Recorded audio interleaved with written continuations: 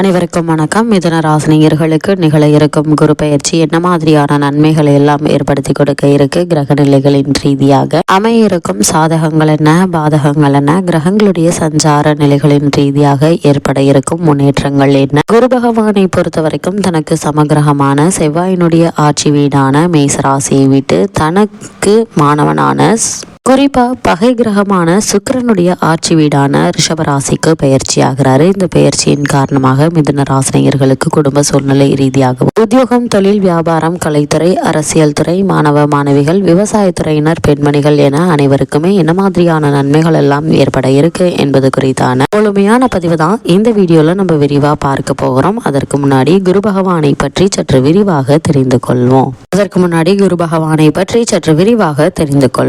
குரு பார்க்க கோடி நன்மை என்பார்கள். பொதுவாக ஜோதிட சாஸ்திரப்படியும் ஆன்மீக ரீதியாகவும் குரு பகவான் ஞானத்திற்கு அதிபதியாக கருதப்படுகிறாரு. திருமணம் போன்றவை தடையின்றி நடக்க, நல்ல வேலை கிடைக்க, உயர் கல்வி பெற என வாழ்வில் முக்கிய நிகழ்வுகளுக்கு குருவின் அருள் மிக முக்கியம். இதனை குரு பார்க்க கோடி நன்மை என்பார்கள்.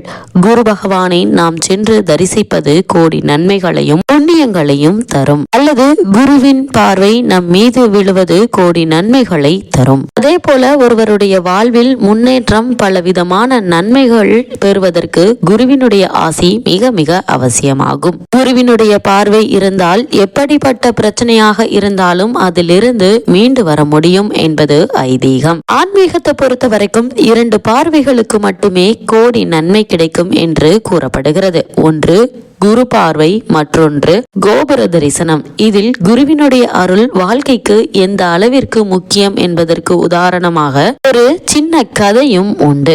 ஜோதிட சாஸ்திரத்தின் குருவான பிரகஸ்பதியிடம் தெய்வீக தன்மைகள், சாஸ்திரங்கள் பற்றி அறிந்து கொள்வதற்காக சந்திர பகவான் சென்றாரு. குரு பகவானும் தனக்கு தெரிந்த அனைத்து சாஸ்திரங்களையும் சந்திரனுக்கு கற்றுக் கொடுத்தாரு.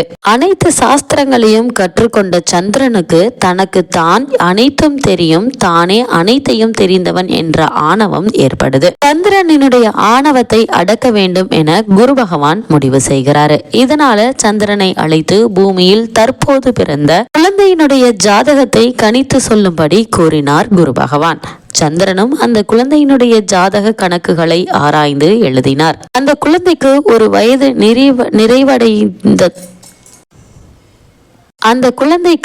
வயது நிறைவடைந்ததும் பாம்பு கடித்து அந்த குழந்தை உயிரிழந்து விடும் என்பதையும் கணித்து சொன்னாரு. சந்திரனுடைய கணிப்பின்படி அந்த குழந்தைக்கு ஒரு வயது முடிவதற்கு சில நிமிடங்கள் மட்டுமே மீதமிருந்தது. அந்த சமயத்துல சந்திரனை அழைத்து கொண்டு வான வீதியில் உலா சென்றார் குரு பகவான். அந்த குழந்தைக்கு என்ன நடக்க போகிறது என்பதை இருவரும் கவனித்துக் கொண்டிருந்தனர். சந்திரன் கணித்தபடி அந்த குழந்தை படுத்திருந்த தொட்டில் சங்கிலியில் மேலிருந்து ஒரு பாம்பு வளைந்து நெளிந்து குழந்தையை நோக்கி வந்து கொண்டிருந்தது. தான் கணித்தது சரியாக நடக்கிறது என்ற இருமாப்புடன் குரு பகவானை பார்த்து சிரித்தார் சந்திரன். ஆனால் குரு பகவான் அந்த குழந்தையையே பார்த்து கொண்டிருந்தாரு. தன்னை நோக்கி ஏதோ ஒன்று பளபளப்பாக வருவதை பார்த்த குழந்தை அதை பிடித்து விளையாட முயற்சித்து உற்சாகத்தில் கை கால்களை வேகமாக அசைக்க துவங்கியது. இதனால் தொட்டில் வேகமாக ஆட துவங்கியது. குழந்தையை நோக்கி வந்த பாம்பினுடைய தலை எதிர்பாராத விதமாக தொட்டில் சங்கிலியினுடைய ஒரு துளைக்குள் மாட்டிக்கொண்டது. தனது தலையை மீட்கும் முயற்சியில் பாம்பு வேகமாக தனது உடலை சங்கிலியுடன் பின்னி முன்னும் பின்னும் அசைக்க துவங்கியது. இதை பார்த்த குழந்தை மேலும் உற்சாகமாக குதிக்க துவங்கியதால் தொட்டில் இன்னும் வேகமாக அசைந்து இதில் பாம்பினுடைய வால் பகுதியும் மற்றொரு துளைக்குள் மாட்டிக்கொண்டது.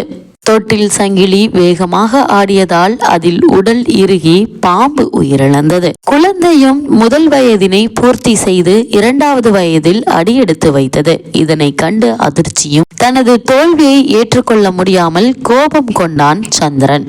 தன் கணித்த குழந்தையினுடைய ஜாதகத்தை மீண்டும் சரிபார்த்தான். கணிப்பு சரியாகவே இருந்தது. இதனால் பதற்றத்தில் ஜாதகத்தில் குரு பார்வை கூட இல்லையே, அப்புறம் எப்படி குழந்தை உயிர் பிழைத்தது என குரு பகவானிடம் கேட்டார் சந்திரன். அதற்கு புன்னகையுடன் அமைதியாக பதிலளித்த குரு பகவான், ஜாதகத்தில் குரு பார்வை இல்லை என்றால் என்ன? அதுதான் நான் நேரிலேயே வந்து எனது முழு பார்வையையும் குழந்தை மீது செலுத்திக் கொண்டிருந்தேனே, அதனால் தான் இது நேர்ந்தது. உனது ஜாதக கணிப்பு தவறில்லை, ஆனால் அதனால் வந்த ஆணவம்தான் தவறு என சந்திரனுக்கு அவரின் தவறினை எடுத்து கூறி உணர்த்தினார் குரு பகவான். தனது தவறை உணர்ந்த சந்திரனும் குருவினுடைய பார்வைக்கு இருக்கும் மகிமையை புரிந்து கொண்டார். இது நவகிரகங்களில் ஒருவரான குருவினுடைய அருளுக்காக மட்டுமல்ல, தான் கற்ற கல்வியால் ஆணவத்துடன் கற்றுக் கொடுத்த ஆசானனிடமே ஆணவத்துடன் நடந்து கொள்ளக்கூடாது என்பதை உணர்த்துவதற்காகவும் சொல்லப்பட்ட ஒரு கதை. குரு இருக்கும் இடத்தை விட அவரது பார்வைப்படும் இடங்களுக்கு அதிகப்படியான பலன் கிடைக்கும். அதுபோல்தான் ஆசானின் ஆசியும் வாழ்க்கையில் அனைத்து விதமான நன்மைகளையும் பெறுவதற்கு மிக அவசியமான ஒன்று. இதனால்தான் குரு பார்க்க கோடி நன்மை என்பார்கள். இப்படிப்பட்ட குரு பகவான் தனது மாணவரான சுக்கிரனுடைய ஆட்சி வீட்டுக்கு பயிற்சி ஆகிறாரு. குருவிற்கு சுக்கிரன் பகை என்றாலும் கூட சுக்கிரனுக்கு குரு ஆசிரியர் என்பதால் ரெட்டிப்பு பலன்கள் கிடைக்கக்கூடிய ஒரு தருணமா இந்த குரு பயிற்சி அமையிருக்கு. இவ்வளவு மேன்மைகளை கொண்ட குரு பகவான் தனது பகை கிரகமான சுக்கிரனுடைய ஆட்சி வீடான ரிஷபராசியில் சஞ்சரிக்கக்கூடிய இத்தருணங்கள்ல மிதுன ராசியை சேர்ந்த மிருகசிரேஷம் 3ஆம் பாதம் முதல் திருவாதிரை புனர்பூசம் 3ஆம் பாதம் வரை உள்ள நட்சத்திரக்காரர்களுக்கு குடும்ப சூழ்நிலை ரீதியாக மேலும் என்ன மாதிரியான நன்மைகள் எல்லாம் ஏற்பட இருக்கு என்று பார்க்கும்போது உங்களுடைய நிதி நிலைமையை சரி செய்து கொள்ள தக்க ஒரு தருணமா இந்த குரு பயிற்சி அமைஞ்சிருக்குதுங்க. அஷ்டம சனி ராசியில் ஆட்சி பெற்றுள்ள சனி சார்ந்திருப்பதால குடும்ப பொறுப்புகள் மற்றும் அலுவலக கடமைகள் சம்பந்தமாக அதிக அலைச்சல்கள், உடல் உழைப்புகள், வெளியூர் பயணங்கள் ஏற்படுங்க. இவை அனைத்துமே உங்களுக்கு முன்னேற்றத்தை ஏற்படுத்தி கொடுக்கக்கூடியதாகவே அமையிருக்குது. இது மாதிரியான நேரங்கள்ல எந்த ஒரு செயலை செய்வதாக இருந்தாலும் ஒரு முறைக்கு இருமுறை யோசித்து சிந்தித்து செயல்படுவது மிக மிக நல்லதுங்க.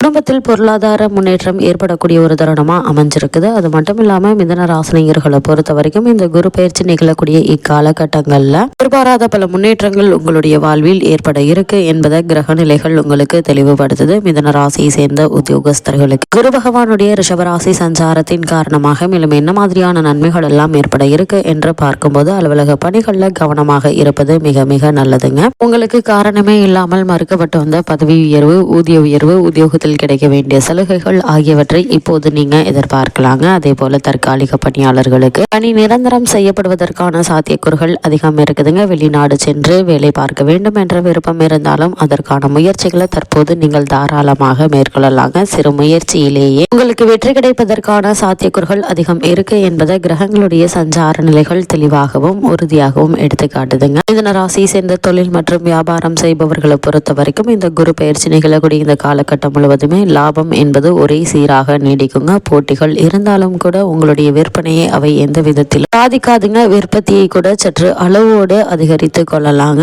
சூரியன் சுபபலம் பெற்று திகழ்வதால உங்களுடைய தொழில் மற்றும் வியாபாரத்திற்கு அரசாங்க ஆதரவு சிறு முயற்சியிலேயே கிடைக்க இருக்கு என்பதை கிரக நிலைகள் தெளிவுபடுத்துது. மிதுன ராசியை சேர்ந்த கலைத்துறையினரை பொறுத்த வரைக்கும் நிதி நிறுவனங்களுடைய ஒத்துழைப்பு உங்களுக்கு முழுமையாக கிடைக்க இருக்குதுங்க. காரணமே இல்லாமல் உங்களுக்கு மறுக்கப்பட்டு வந்த வாய்ப்புகள் மீண்டும் உங்களை தேடி வந்து கிடைக்கக்கூடிய ஒரு தருணமா அமைஞ்சிருக்குதுங்க. குறிப்பா கர்நாடக சங்கீத வித்வான்கள், நாதஸ்வர கலைஞர்கள், ஆன்மீக உபன்யாசர்கள் ஆகியோருக்கு இந்த காலகட்டம் என்பது பல நன்மைகளை அளிக்க உள்ள ஒரு கிரக சஞ்சாரமா அமைஞ்சிருக்குது. மிதுன ராசியை சேர்ந்த அரசியல் துறையினருக்கு எதிர்பாராத பல வெற்றிகள் உங்களுக்கு கிடைக்க இருக்கு என்பதை கிரக நிலைகள் உங்களுக்கு தெளிவுபடுத்துதுங்க. அதே போல மிதுன ராசியை சேர்ந்த மாணவ மாணவியரை பொறுத்த வரைக்கும் குரு பகவானுடைய ரிஷபராசி சஞ்சாரம் நிகழக்கூடிய காலகட்டங்கள்ல மேலும் என்ன மாதிரியான நன்மைகள் எல்லாம் ஏற்பட இருக்கு என்று பார்க்கும்போது நினைவாற்றல் அதிகரிக்குங்க. இந்த காலகட்டத்தை பொறுத்த வரைக்கும் நீங்கள் பெற உள்ள நன்மைகள் அதிகம் என்பதை குரு பகவானுடைய நிலை தெளிவுபடுத்துது. தேர்வுகள்ல நல்ல மதிப்பெண்களை பெற்று திகழ இருக்கீங்க. மிதுன ராசினியர்களுக்கு கிரக நிலைகளின் ரீதியாக கூறப்படும் பரிகாரம் என்ன என்று பார்க்கும்போது வீட்டிற்கு அருகாமையில் உள்ள திருக்கோவில்களுக்கு சென்று தட்சிணாமூர்த்திக்கு